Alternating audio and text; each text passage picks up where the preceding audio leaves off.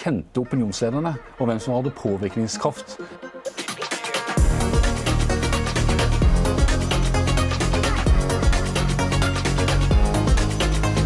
Jeg heter Carl Fredrik Tangen. Mitt navn er Kjetil Selmer Olsen. Jeg heter Erlend Eskeland. Og jeg var uansvarlig student på 90-tallet, og er førstelektor på Høgskolen Kristiania i dag. I Spirit så lagde vi en tilstandsrapport om norsk ungdom.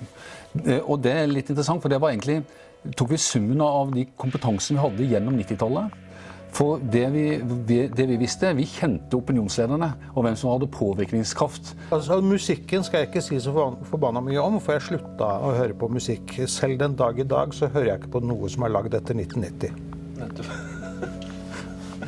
Med visse unntak da. Jeg gjør visse unntak, men jeg hadde brukt altså 10 år av livet mitt på å være så godt orientert helt opp til Møne at jeg bare var drittlei og dro hjem og hørte på Bob Dylan egentlig. Så musikkscenen skal jeg ikke ha sagt så veldig mye om, men ellers så var det jo blomstra uteliv i Oslo på 90-tallet, det gjorde jo det. Det var litt annerledes enn på 80-tallet, men det var jo en utvikling som hadde vært på gang i mange år. Vi gjorde en undersøkelse blant 2500 norske ungdom, og der vi brukte Pierre Bourdieu, en fransk sosiolog, han sier jo det at den du det kommer an på hvor du kommer fra i forhold til tilgang til økonomiske og kulturelle kapitaler.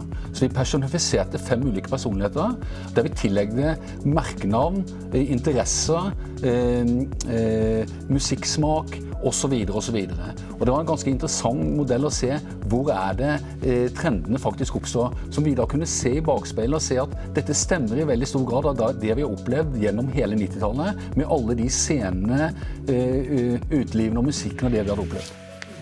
Stor bruker av sosiale medier selv, men det er klart at det har jo ført til at ryktebørsen har blitt mye mer systematisk.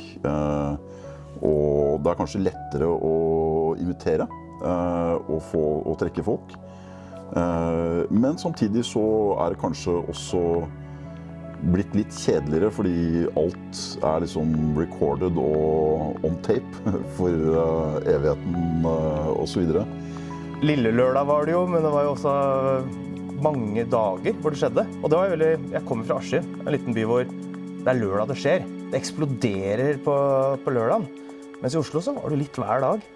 Tidlig 90-tall hadde man jo en ganske sterk følelse at alt var lov, at de fleste grenser var mulig å sprenge, og at det i motsetning til i tidligere tider ikke hadde så jævlig store konsekvenser hva man gjorde for noe gærent. Utelivet som en svær næring og en livsstil. Altså, i Askim så var det jo noen som eide utestedene, men det var ikke noen som tenkte på som det var fylliker da, hvis du bare var ute. Mens i Oslo så var det en måte å leve på. På et eller annet vis så kom det ressurser inn som ganske mange kunne få seg livsgrunnlag på. Altså, jeg føler at den gangen så var kultur mer en møteplass. I dag så synes jeg kultur minner mer og mer om en stridszone, mens 90-tallet var let's make it together.